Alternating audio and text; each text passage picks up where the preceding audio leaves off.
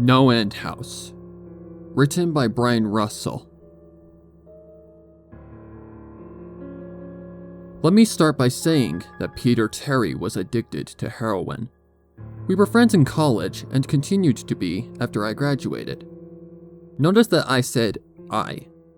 He dropped out after 2 years of barely cutting it. After I moved out of the dorms and into a small apartment, I didn't see Peter as much. We would talk online every now and then. AIM was king in pre-Facebook years. There was a period where he wasn't online for about 5 weeks straight. I wasn't worried. He was a pretty notorious flake and drug addict, so I assumed he just stopped caring. Then one night, I saw him log on. Before I could initiate a conversation, he sent me a message. "David, man, we need to talk." That was when he told me about the NoEnd House. It got that name because no one had ever reached the final exit. The rules were pretty simple and cliché. Reach the final room of the building, and you win $500. There were 9 rooms in all. The house was located outside the city, roughly 4 miles from my house. Apparently Peter had tried and failed. He was a heroin and who knows what the fuck addict. So I figured the drugs just got the best of him and he wigged out at a paper ghost or something. He told me it would be too much for anyone, that it was unnatural. I didn't believe him. I told him I would check it out the next night, and no matter how hard he tried to convince me otherwise, $500 sounded too good to be true. I had to go. I set out the following night. When I arrived, I immediately noticed something strange about the building. Have you ever seen or read something that shouldn't be scary, but for some reason a chill crawls up your spine? I walked toward the building, and the feeling of uneasiness only intensified as I opened the front door. My heart slowed, and I let a relieved sigh leave me as I entered. The room looked like a normal hotel lobby decorated for Halloween. A sign was posted in place of a worker. It read, "Room 1 this way. 8 more follow. Reach the end, and you win." I chuckled and made my way to the first door.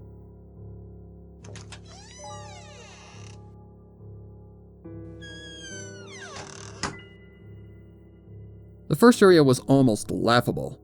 The decor resembled the Halloween aisle of a Kmart, complete with sheet ghosts and animatronic zombies that gave you a static growl when you passed by. At the far end was an exit. It was the only door besides the one I entered through. I brushed through the fake spider webs and headed for the second room.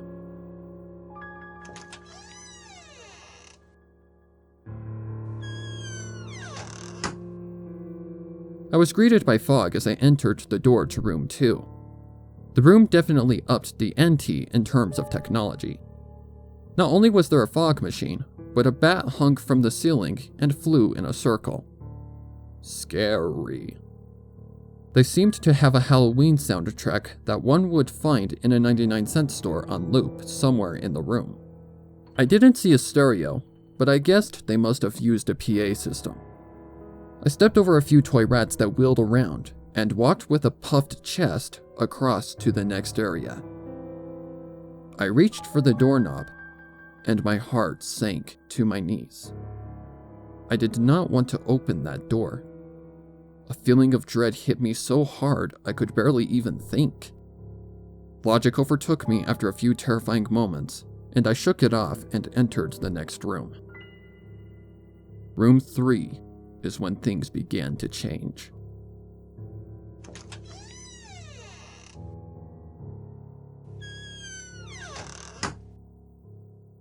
On the surface, it looked like a normal room. There was a chair in the middle of the wood-paneled floor.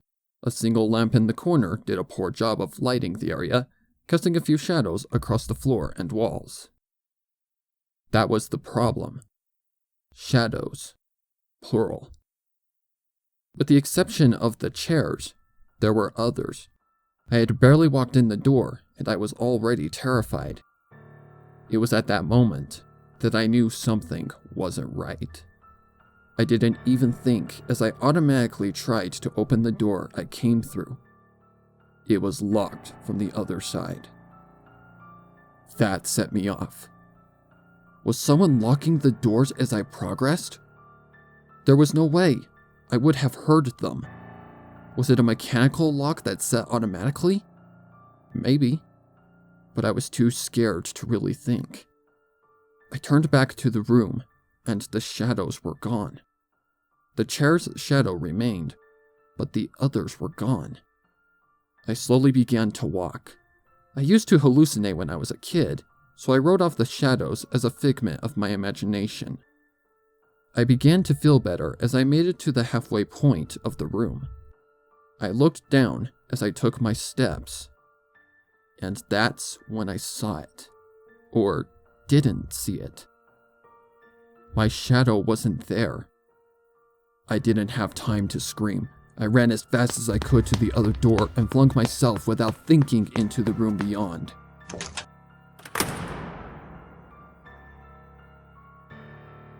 The fourth room was possibly the most disturbing. As I closed the door, all light seemed to be sucked out and put back into the previous room. I stood there surrounded by darkness, not able to move. I'm not afraid of the dark, and never have been, but I was absolutely terrified. All sight had left me. I held my hand in front of my face, and if I didn't know what I was doing, I would never have been able to tell. Darkness doesn't describe it. I couldn't hear anything. It was dead silence. When you're in a soundproof room, you can still hear yourself breathing. You can hear yourself being alive. I couldn't. I began to stumble forward after a few moments, my rapidly beating heart the only thing I could feel. There was no door in sight. Wasn't even sure there was one this time. The silence was then broken by a low hum. I felt something behind me. I spun around wildly but could barely even see my nose. I knew it was there though. Regardless of how dark it was, I knew something was there. The hum grew louder, closer. It seemed to surround me, but I knew whatever was causing the noise was in front of me, inching closer. I took a step back. I had never felt that kind of fear. I can't really describe true fear. I wasn't even scared I was going to die. I was scared of what the alternative was. I was afraid of what this thing had in store for me. Then the lights flashed for a second, and I saw it. Nothing. I saw nothing, and I know I saw nothing there. The room was again plunged into darkness, and the hum became a wild screech. I screamed in protest. I couldn't hear this goddamn sound for another minute. I ran backwards, away from the noise, and fumbled for the door handle. I turned and fell into room 5.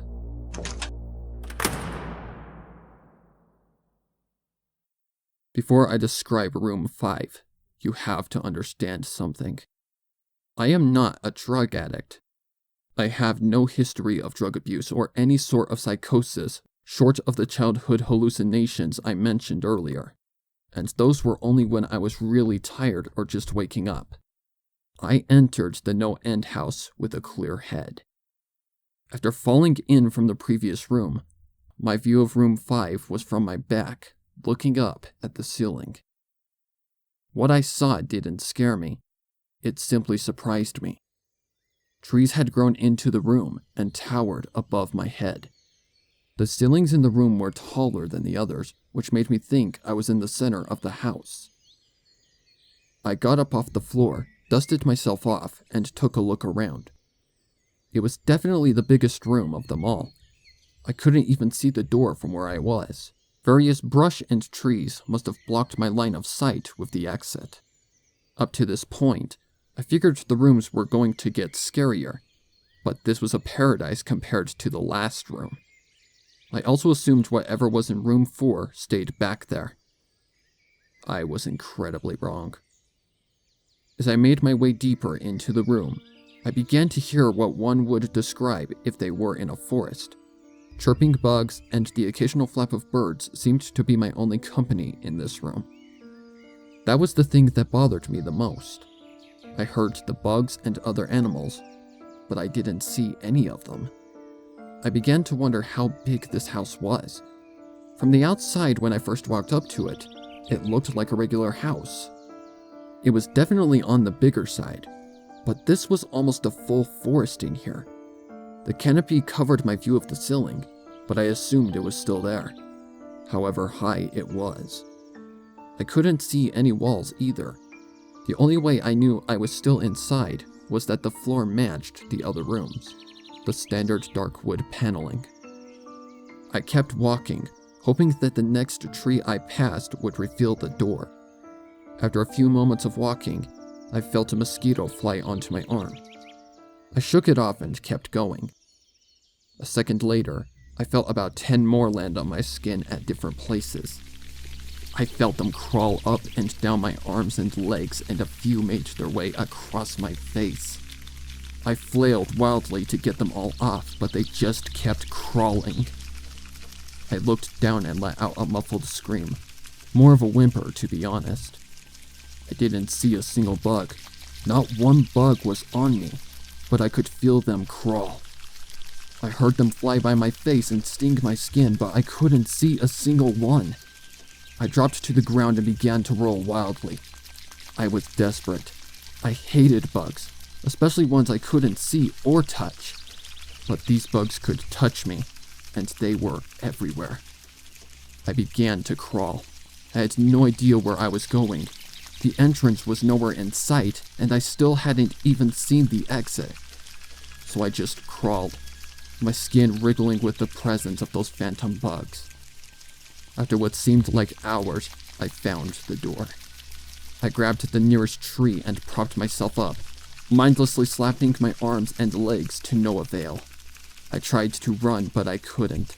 My body was exhausted from crawling and dealing with whatever it was that was on me. I took a few shaky steps to the door, grabbing each tree on the way for support. It was only a few feet away when I heard it, the low hum from before. It was coming from the next room, and it was deeper. I could almost feel it inside my body, like when you stand next to an amp at a concert. The feeling of bugs on me lessened as the hum grew louder. As I placed my hand on the doorknob, the bugs were completely gone, but I couldn't bring myself to turn the knob. I knew that if I let go, the bugs would return and there was no way I would make it back to room 4. I just stood there, my head pressed against the door marked 6, and my hand shakily grasping the knob. The hum was so loud I couldn't even hear myself pretend to think. There was nothing I could do but move on. Room 6 was next, and room 6 was hell. I closed the door behind me, my eyes held shut and my ears ringing.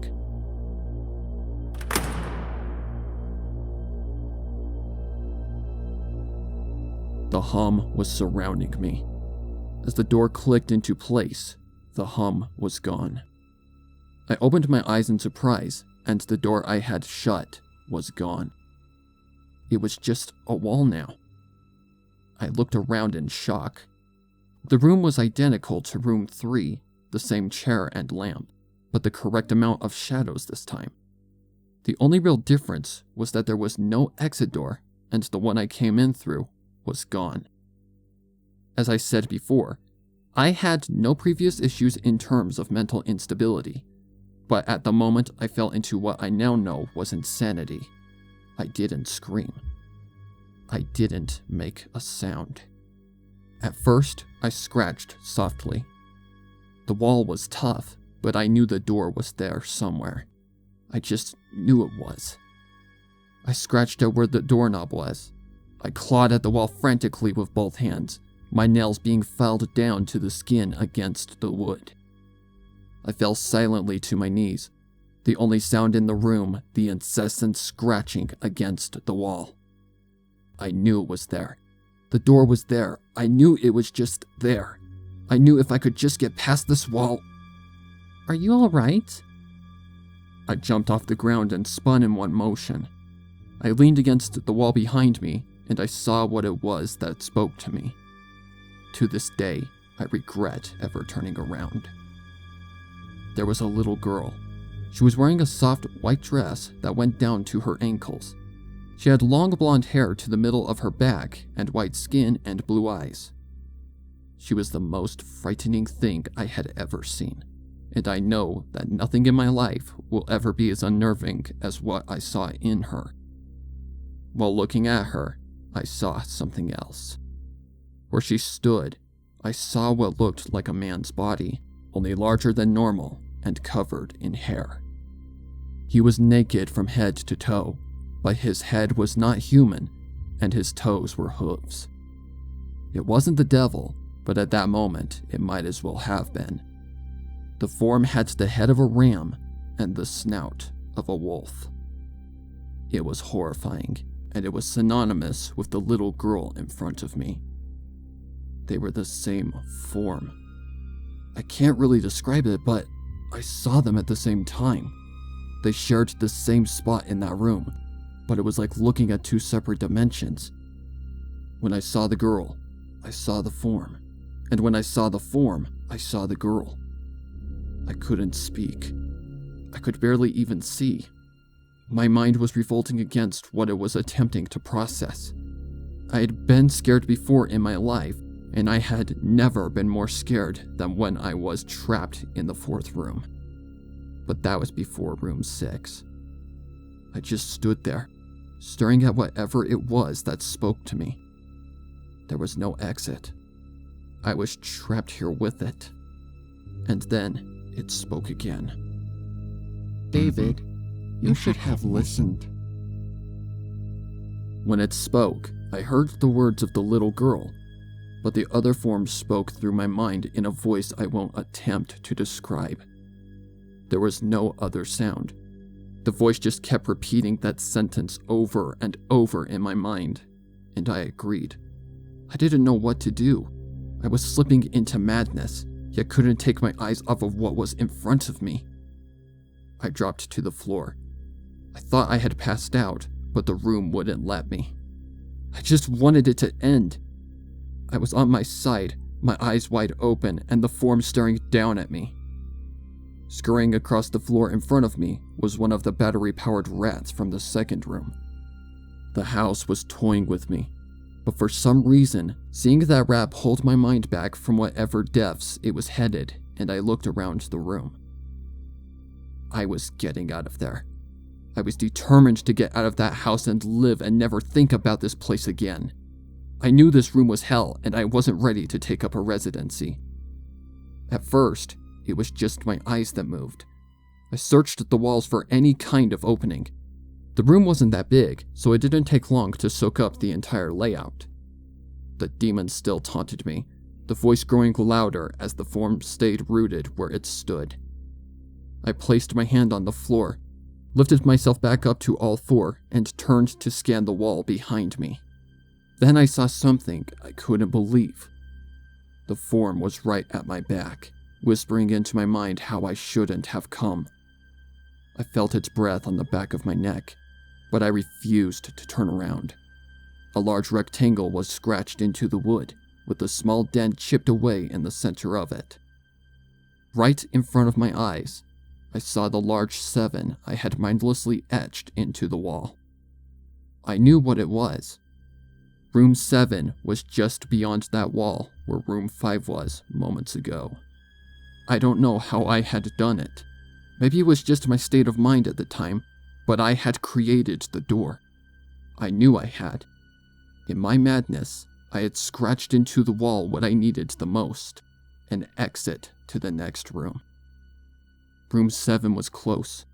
I knew the demon was right behind me, but for some reason it couldn't touch me. I closed my eyes and placed both hands on the large 7 in front of me. I pushed as hard as I could. The demon was now screaming in my ear. It told me I was never leaving. It told me that this was the end, but I wasn't going to die. I was going to live there in room 6 with it. I wasn't. I pushed and screamed at the top of my lungs. I knew I was going to push through the wall eventually. I clenched my eyes shut and screamed. And the demon was gone. I was left in silence. I turned around slowly and was greeted by the room as it was when I entered. Just a chair and a lamp. I couldn't believe it, but I didn't have time to well. I turned back to the 7 and jumped back slightly. What I saw was a door. It wasn't the one I had scratched in, but a regular door with a large 7 on it. My whole body was shaking. It took me a while to turn the knob. I just stood there for a while staring at the door. I couldn't stay in room 6. I couldn't. But if this was only room 6, I couldn't imagine what 7 had in store. I must have stood there for an hour, just staring at the 7. Finally, with a deep breath, I twisted the knob and opened the door to room 7.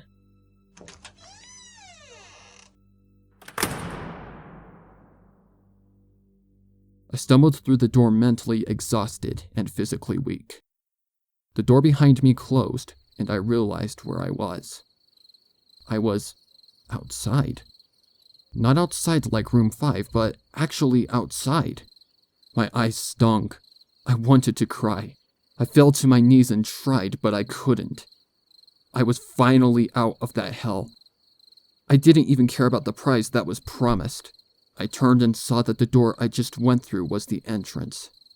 I walked to my car and drove home, thinking of how nice a shower sounded. As I pulled up to my house, I felt uneasy. The joy of leaving NoEnd House had faded, and dread was slowly building in my stomach. I shook it off as residual from the house and made my way to the front door. I entered and immediately went up to my room. There on my bed was my cat, Baskerville. He was the first living thing I had seen all night, and I reached to pet him. He hissed and swiped at my hand. I recoiled in shock, as he had never acted like that. I thought, whatever. He's just an old cat. I jumped in the shower and got ready for what I was expecting to be a sleepless night. After my shower, I went to the kitchen to make something to eat. I descended the stairs and turned into the family room. What I saw would be forever burned into my mind, however. My parents were lying on the ground, naked and covered in blood. They were mutilated to near unidentifiable states. Their limbs were removed and placed next to their bodies, and their heads were placed on their chests, facing me. The most unsettling part was their expressions. They were smiling as though they were happy to see me. I vomited and sobbed there in the family room. I didn't know what had happened. They didn't even live with me at the time. I was a mess. Then I saw it. A door that was never there before. A door with a large 8 scrawled on it in blood. I was still in the house. I was standing in my family room, but I was in room 7. The faces of my parents smiled wider as I realized this. They weren't my parents. They couldn't be, but they looked exactly like them. The door marked 8 was across the room, behind the mutilated bodies in front of me. I knew I had to move on, but at that moment, I gave up. The smiling faces tore into my mind. They grounded me where I stood. I vomited again and nearly collapsed. Then the hum returned. It was louder than ever, and it filled the house and shook the walls. The hum compelled me to walk. I began to walk slowly, making my way closer to the door and the bodies. I could barely stand, let alone walk, and the closer I got to my parents, the closer I came to suicide. The walls were now shaking so hard it seemed as though they were going to crumble. But still the faces smiled at me. As I inched closer, their eyes followed me. I was now between the two bodies, a few feet away from the door. The dismembered hands clawed their way across the carpet towards me, all while the faces continued to stare. New terror washed over me, and I walked faster. I didn't want to hear them speak. I didn't want the voices to match those of my parents. They began to open their mouths, and the hands were inches from my feet. In a dash of desperation, I lunged toward the door, threw it open, and slammed it behind me.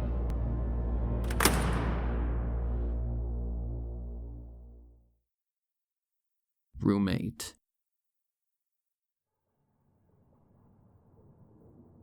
I was done. After what I had just experienced, I knew there wasn't anything else this fucking house could throw at me that I couldn't live through.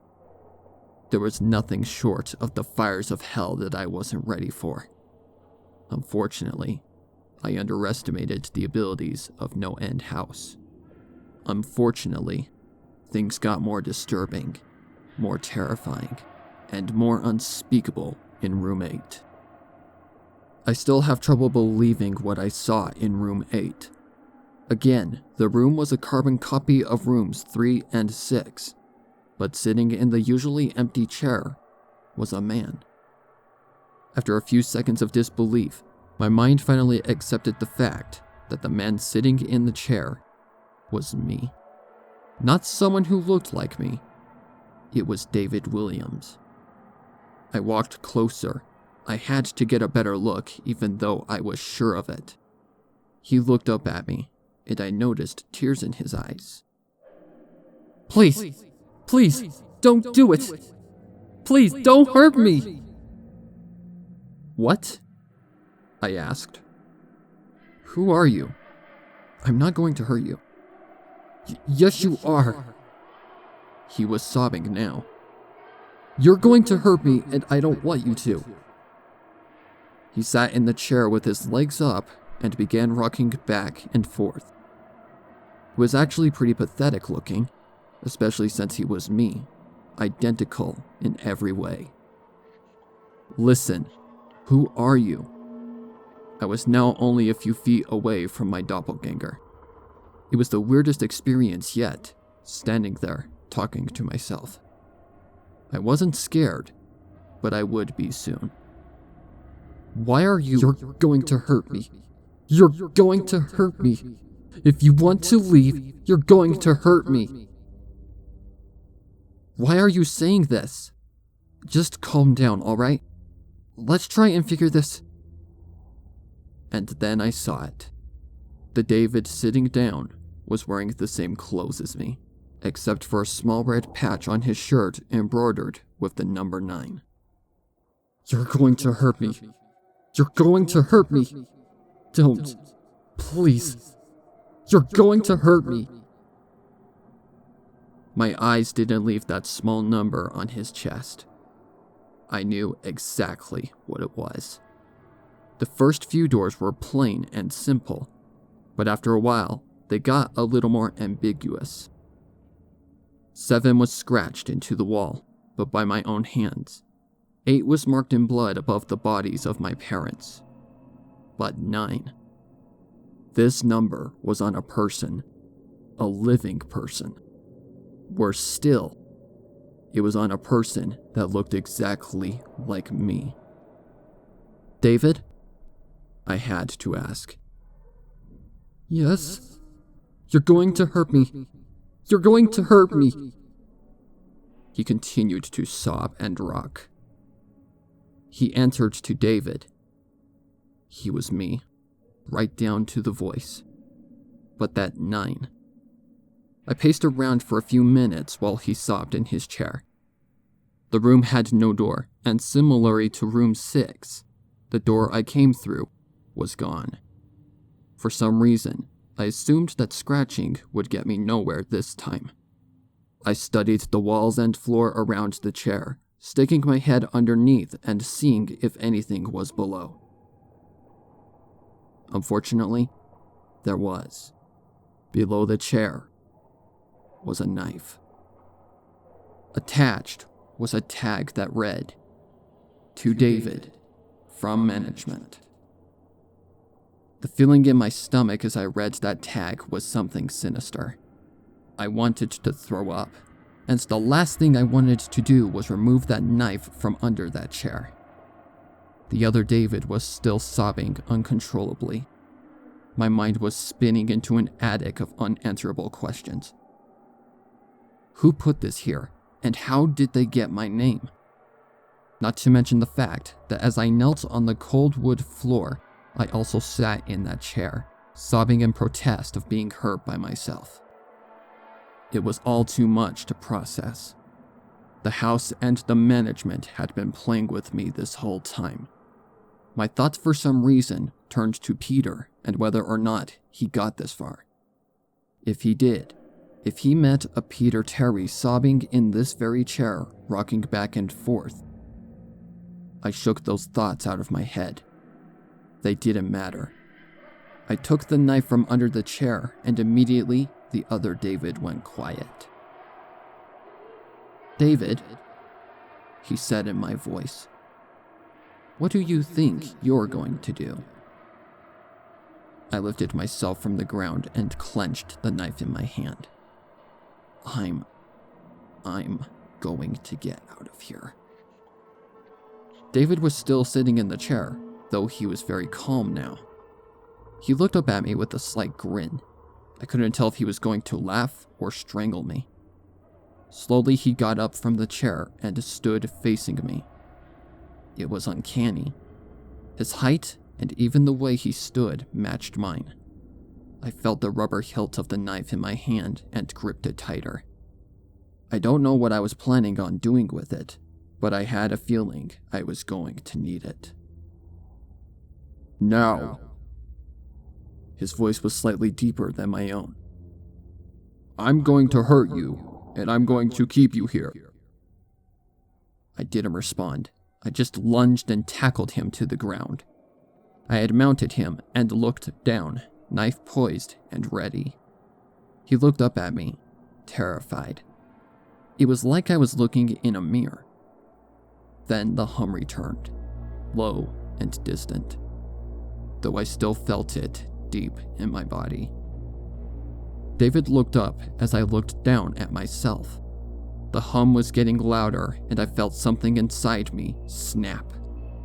With one quick motion, I slammed the knife into the patch on his chest and ripped down. Blackness fell on the room, and I was falling. The darkness around me was like nothing I had experienced up to that point. Room 4 was dark, but it didn't come close to what was completely engulfing me. I wasn't even sure if I was falling after a while. I felt weightless, covered in dark. Then a deep sadness came over me. I felt lost, depressed, and suicidal. The sight of my parents entered my mind. I knew it wasn't real, but I had seen it, and my mind has trouble differentiating between what is real and what isn't. The sadness only deepened. I was in room 9 for what seemed like days. The final room. And that's exactly what it was. The end. NoEnd House had an end, and I had reached it. At that moment, I gave up. I knew I would be in that in-between state forever, accompanied by nothing but darkness. Not even the hum was there to keep me sane. I had lost all senses. I couldn't feel myself. I couldn't hear anything. Sight was completely useless here. I searched for a taste in my mouth and found nothing. I felt disembodied and completely lost. I knew where I was. This was hell. Room 9 was hell. Then it happened. A light. One of those stereotypical lights at the end of the tunnel. I felt ground come up from below me, and I was standing. After a moment or two of gathering my thoughts and senses, I slowly walked toward that light. As I approached the light, it took form. It was a vertical slit down the side of an unmarked door. I slowly walked through the door and found myself back where I started. The lobby of NoEnd House. It was exactly how I left it. Still empty, still decorated with childish Halloween decorations. After everything that had happened that night, I was still wary of where I was. After a few moments of normalcy, I looked around the place trying to find anything different. On the desk was a plain white envelope with my name handwritten on it. Immensely curious, yet still cautious, I mustered up the courage to open the envelope. Inside was a letter, again handwritten. David Williams, congratulations! You have made it to the end of NoEnd House. Please accept this prize as a token of great achievement. Yours forever, Management. With the letter were 5 $100 bills. I couldn't stop laughing. I laughed for what seemed like hours. I laughed as I walked out to my car and laughed as I drove home. I laughed as I pulled into my driveway. I laughed as I opened my front door to my house, and laughed as I saw the small 10 etched into the wood.